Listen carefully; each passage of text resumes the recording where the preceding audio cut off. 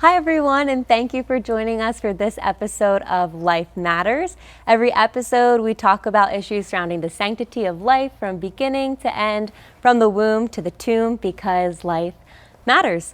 My name is Kathryn Marriott, and I'm the outreach coordinator at Community Pregnancy Clinics, which is the largest system of pregnancy centers in the state of Florida. Typically, our CEO, Scott Beyer, is the host of this program, but today I have the privilege of being here and chatting with my coworker, the Advancement and Outreach Officer at Community Pregnancy Clinics, Joel Chute. So Joel, thank you so much for being here. Thank you for having me. Absolutely, yes. So before we dive into our topics for today, which is kind of going over the differences between the birth control pill, morning after pill, and chemical abortion, could you just share a little bit about yourself and how you ended up at CPCI? Sure. To start off, I was a seminarian, a Catholic seminarian at Our Lady of Guadalupe Seminary in Nebraska for 6.5 years. I was discerning. It's quite a long time, but I think God wanted me there for that long for my formation, and eventually He called me back home. And after a year, during that time I was able to study and continue my studies and finish up and get my master's in theology and with a concentration in bioethics. And after the year as well, God led me to my beautiful wife, Georgina, and we're now happily married and moved from Canada to Ave Maria. So we feel very blessed to be here. And it was the move, what led us to come here was CPCI. So I knew I wanted to be part of a good Christian pro-life organization, and God led us to Community Pregnancy Clinics, and it's been a really amazing blessing. So. Awesome. I'm so glad. So clearly you've had extensive knowledge in pro-life apologetics, Catholic Church teaching with your time in the seminary, and your master's degree, and now working at Community Pregnancy Clinics. And I think as just fellow young people, working in the pro-life industry and striving to be holy, have holy marriages, live out our Catholic faith, I'd say we're pretty aware of just the craziness of our culture, the over-sexualization of our society, like from pornography to fornication, from contraception to abortion. Our culture is just a mess. Mm-hmm. Can you talk about like how we got here, particularly just so over-sexualized today? Sure, yeah. No, the culture itself, as Pope St. John Paul II had foretold in Evangelium Vitae, is a veritable culture of death. Mm-hmm. And that's just a combination of forces of the social, political, economic forces that are really trying to create a culture of death that don't value the dignity of human life. So going back, the church has never been silent on these issues, and has always been that voice crying in the wilderness to speak out against the evils of the time. And I think one of the most important times was in the sexual revolution time of the 60s, 50s and 60s. So you have Pope St. Paul VI with Humanae Vitae, where it's a formal condemnation of contraception, mm-hmm. and really an upholding of the church's teaching on the beauty of human sexuality. So with that, you have the Pope actually being a prophetic voice talking about what would happen if contraception was going to be inundated in society. And he talks about the general breakdown of morality. You talk about the increase in marital infidelity. You talk about the slide of the morality of the youth, promiscuity among the youth. He even talks about what would happen if this contraceptive mindset were to go on a large scale to governments. He talks about like what would happen if a government had this power to try and control the population and its birth, basically, of its people. We see this with communist China, with their limitation on children, on childbirth, mm-hmm. and forced sterilizations and forced abortions. So, and to another degree, you see that even in America. There's forced sterilizations in the early 20s. So, yeah, we see that the church has been that prophetic voice and speaking out against it. So, it definitely starts with that contraceptive mindset, though, of separating what is by nature God's design. Yeah, and we'll dive into that a little bit more. I'm glad you brought up Humanae Vitae. I feel like it's something we talk a lot about at work because, like you said, it's so prophetic. And in 1968, right, July 25th, 1968, when it was released and St. Pope Paul VI came out and just said, like, no, we are not changing our teaching on birth control, on contraception. Praise God, he did. And just reaffirmed that the unitive and procreative aspects of sex are unchanging, right? That's God's design. And when we go against God's design, it doesn't work out for us. That's right. And unfortunately, we're at a point in our culture where the unitive and the procreative, right, those two aspects, the twofold purpose, babies and bonding of sex, has just been completely separated. Can you speak to that a little bit more and just share why that's so dangerous? Yeah, for sure. So just the breakdown in nature, just the acting contrary to nature is,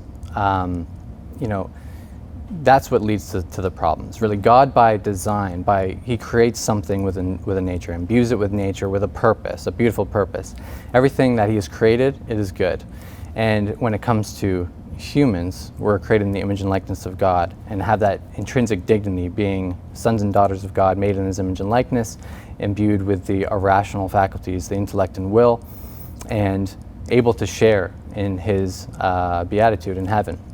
And also blessed with the ability to procreate, not just to reproduce, but to actually procreate, which sharing in God's beautiful plan for creation.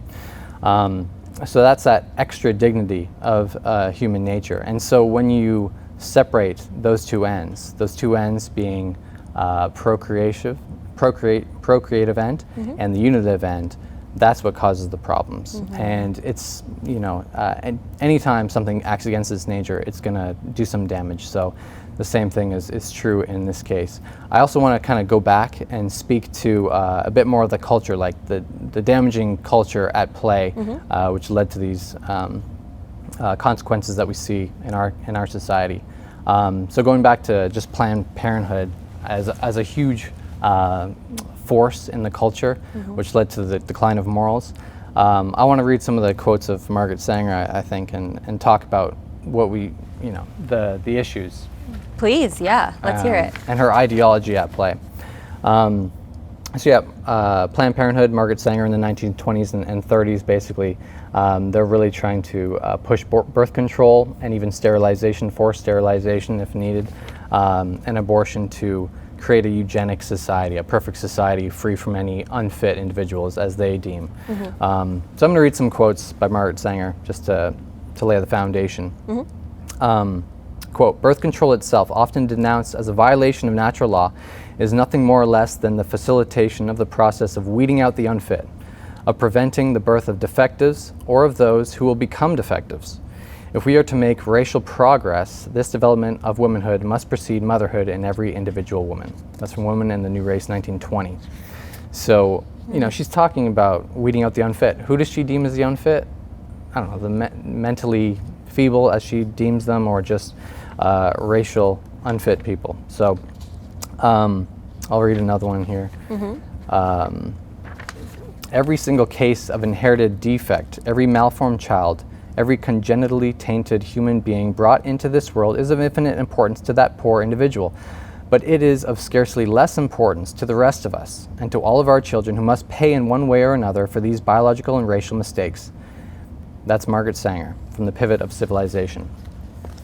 So just to see, like, this mindset really has pervaded the culture, and it has created that separation in the marital act, in the sexual act, which God had created so good and beautiful, which God had blessed, and we've separated that for selfish reasons, basically. Gosh, right, and you even hear it in Margaret Sanger's words. She's saying, sure, that person is important in their mind and maybe in their family's eyes, but to us, no, they're not important. And that's just so scary, that contraceptive mindset.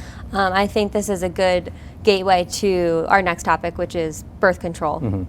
As she mentioned, in contraception in general, there's so much I feel like I want to share about birth control, so let's just dive in. It's the most widely prescribed drug to women in the United States. Wow. And it has so many risks, and I feel like most women don't even know, who are on the pill are not getting the right information from their doctors, and how it's actually affecting their body. So if you don't mind, I think I just want to Absolutely. dive in. Yeah. So just to start, the risks of the birth control pill are insane. Like increased risk of cervical, liver, breast cancer, blindness I've read about, blood clots, which could lead to strokes and heart attacks, depression, increased risk of suicide. Like the list goes on and on. And not only are these insane risks that most women don't know about, but then also just the way that the birth control pill is affecting women's body while they're being told, yeah, this can help those serious issues that your body's experiencing. It's really just a Band-Aid solution. I once heard a doctor say that the birth control pill is the only medication which completely shuts down the proper functioning That's right. of a woman's body, right? Like our bodies as women are created so beautifully and intricately by God. And you can see that just by understanding a woman's cycle, right? Like there are different ebbs and flows to hormonal levels, and the way that estrogen and progesterone and LH and FSH all play and fluctuate throughout this cycle is all very intentional. And It's such a delicate balance. yes, absolutely. And it's so beautifulit's designed, and I think it's so easy for the world to look at it and be like, oh, women are crazy, their hormonal levels are crazy, when in reality it's all intentional and beautifully designed, like I said. And every single month a woman's body is preparing to hold a pregnancy, to achieve pregnancy and to hold a baby within her body, right? Like the way that estrogen builds up and progesterone builds up, and her uterine lining is thickening so that if implantation happens, a baby would be able to implant and thrive in that environment. And it's just so cool. And then if pregnancy doesn't happen, then her uterine lining sheds, and that's what her period is. So it all makes sense. And I just like sharing that information because so many young women and older women don't even know that that's the case. I'm newly married, recently pregnant, and I just learned this information for myself within this past year. And I just feel like my eyes have been opened, and I'm so glad. But then it also makes me so frustrated, even more so by the birth control pill, because when doctors are saying, oh, this can help, whether it's your endometriosis or your painful periods or your irregular cycles, what it's doing is completely, like I said, shutting down the proper functioning. And birth control, it's supposed to be taken every day, is just women constantly feeding themselves these constant low levels of synthetic hormones, estrogen and progestin. And that's suppressing ovulation, so she's not releasing an egg every month. That's affecting her cervical mucus, so that if she were to have sex, that thick cervical mucus would then slow down the movement of the sperm so that it couldn't reach the egg. And it's thinning her uterine lining. So in that case, if a breakthrough ovulation did happen, if that sperm was able to meet the egg, and this does happen, contraception does fail a large percentage of the time. In fact, 50% of women seeking an abortion were using some form of contraception when they got pregnant.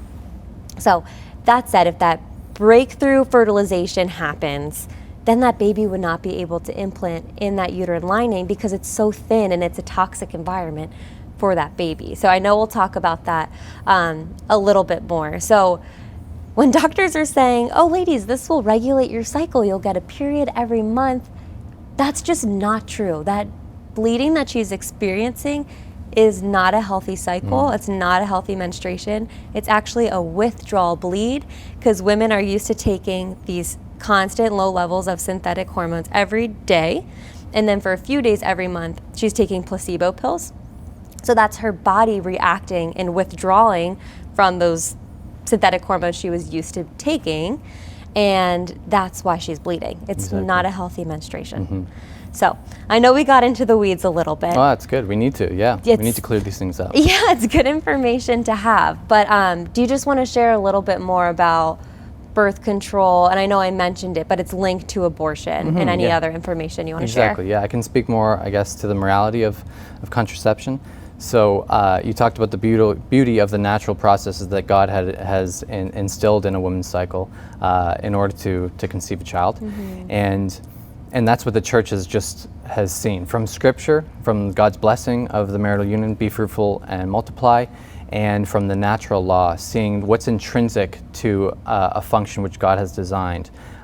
Intrinsic to the marital act, the sexual act, is, like we said, procreative and unitive, to unite that couple closer together and to be fruitful. And when you separate those two ends, one of those ends, willingly, artificially, it really creates problems. So talking about the morality, the church has ruled in Humanae Vitae that any deliberate act separating those two ends from the marital embrace, either before, during, or after sexual intercourse, is an intrinsic sin. And so the morality there is obviously very, very serious. And then there's an additional moral issue, like you said, with the third mechanism of action within hormonal contraception, which is that thinning of the endometrium.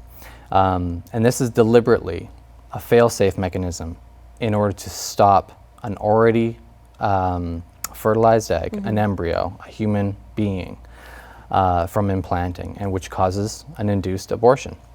And so there's that additional level of morality at play, which Christians need to be aware of, that these things can cause this, can cause abortions. And it's something that we need to know. Definitely, and not only Christians, but any women who's on the birth control pill, I don't think they're being told this information, which is just so wrong. And I don't think a lot of doctors are being taught this in medical school either, which just blows my mind that they aren't learning about the natural functioning of a woman's reproductive system. Is just so wrong, and it's not proper health care. Moving on to the morning after pill, which is similar to the birth control pill, but basically just a mega dose of the synthetic hormones that the birth control feeds women every day. The morning after pill is actually just taken once, and it's also referred to as Plan B or emergency contraception, and doctors say you should take it sooner rather than later to when you had sex and think you're at risk of pregnancy, but you can take it up to 3 to 5 days. Do you just want to speak a little bit more to the morning after pill? I know in your research you were finding some varying information and language changes recently, and just want to talk about that. No, it's quite fascinating, because in previous years I have seen the package inserts for contraception as well as emergency contraception, and they all talk about the 3 mechanisms of action. First, to try and delay or stop ovulation. Next, to change the cervical mucus, and then the third is to thin the endometrium. And this is also listed on emergency contraception, Plan B, and people knew that this would stop and lead to the death of a fertilized embryo, right? The death of a child. And so they knew that it was abortifacient, that it could cause abortions. However, what I saw just recently was, just in December 2022, Plan B petitioned the FDA to change the package insert in order to say that this third mechanism of action, actually, we don't actually have it, so that it doesn't cause abortions. The reason being, it seems, was that obviously Roe v. Wade was overturned in June. So they wanted to make sure that they're not listed with abortion in any way. So that's a very interesting thing. They also talk about a pregnancy itself. So you go to the website of Plan B, and they talk about, no, it stops pregnancy. No fertilization, well, they say no fertilization, but it says no pregnancy will happen. But for them, the pregnancy the definition has changed. It's no longer conception as we know it, right? The fertilization of the egg.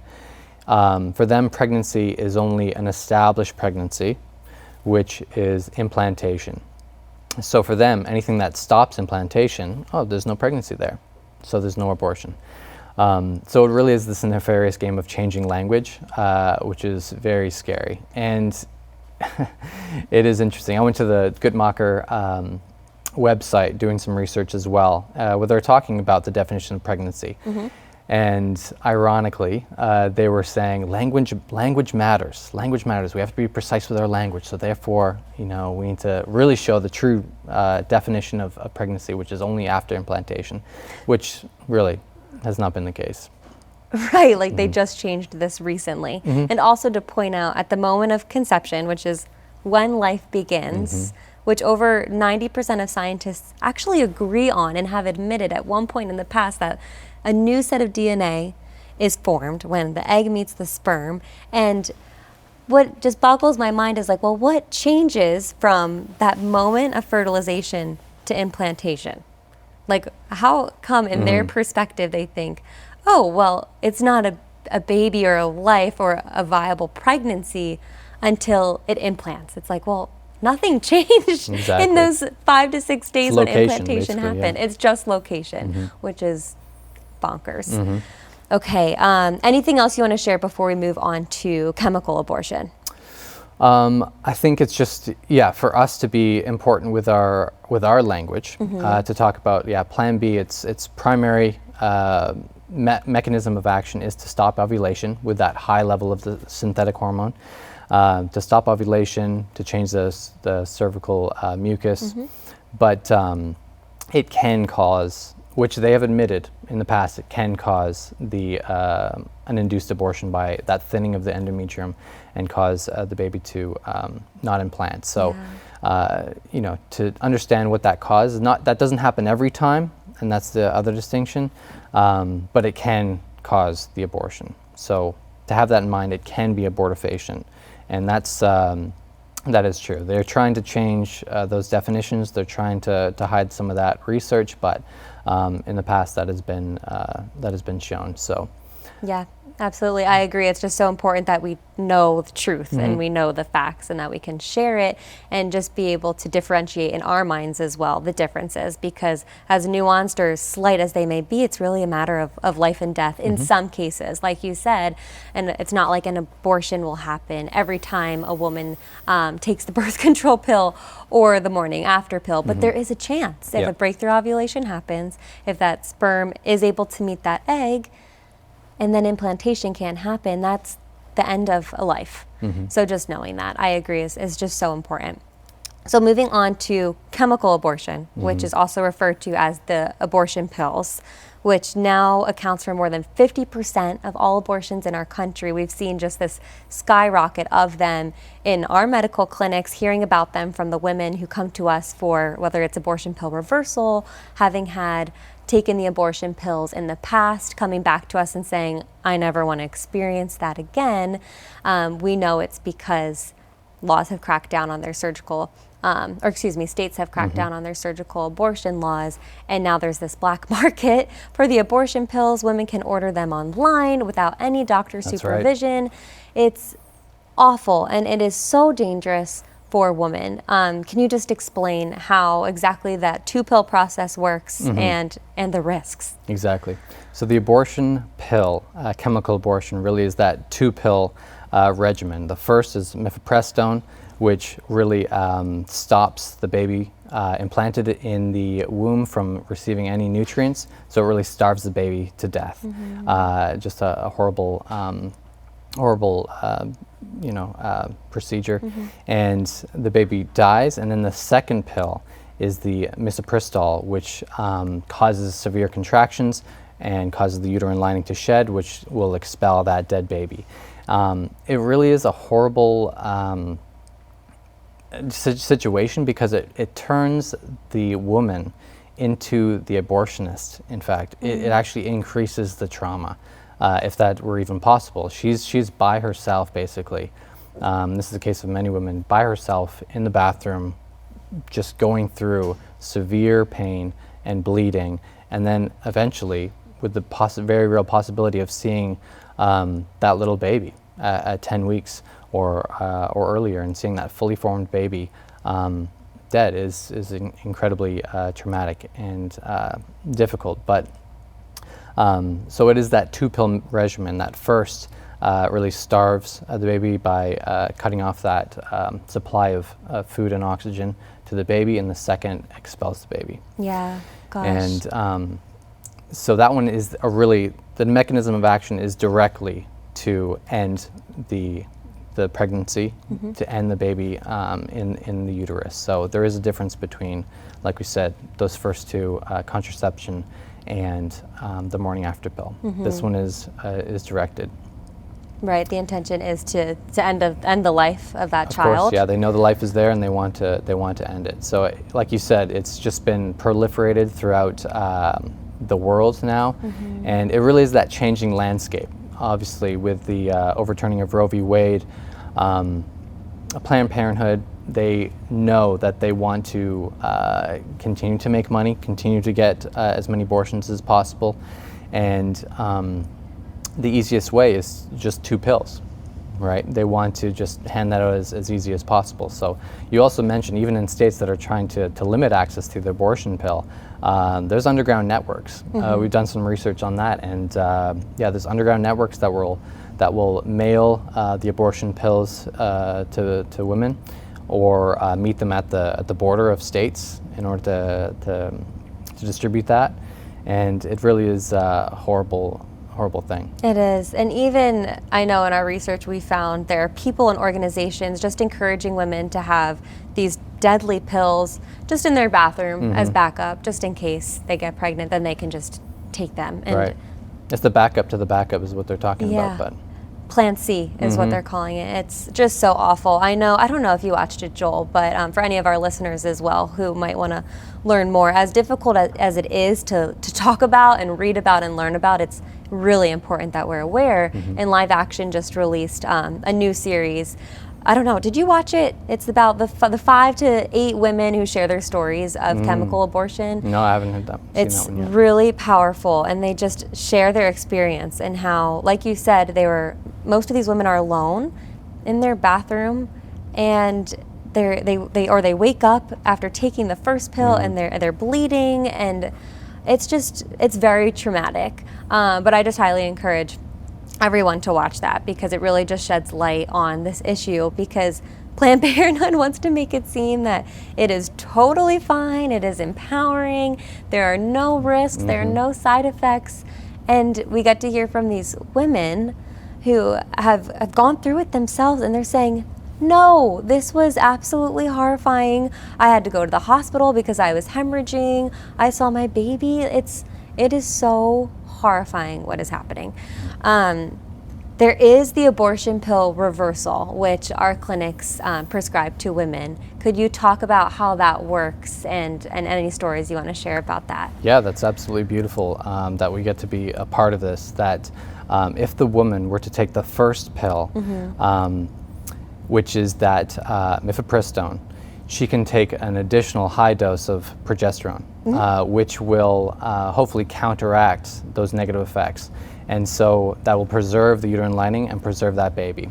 And we've had a number of saves at our clinics of women who have had that instant regret after taking that first pill, and really come to us for help. We've gotten that prescription, and our nurses were able to deliver it basically in the middle of the night to the woman to help. And yeah, a beautiful baby was born. So it's so cool. It is amazing that it is just a simple reversal. It seems like it doesn't happen. You know, the success rate is definitely depending on, it's time sensitive, but it is a beautiful life-saving service that we're able to offer. Yeah, absolutely. And on our website, our client website, which is communitypregnancyclinics.com, we recently launched that 24/7 live nurse chat, which is just one of the many examples of how our clinics and our medical staff, which are amazing, are trying to be the most accessible to women as they are more panicked and fearful about their options than ever before. And this live nurse chat helps them talk to a professional live, ask any questions, learn about our services, get access to APR. It's really amazing. Anything else you want to share before we go into the questions from the viewers? I'm not quite sure. Maybe Ready for the questions? Okay, let's dive into that. So we got a few questions from viewers from last episode.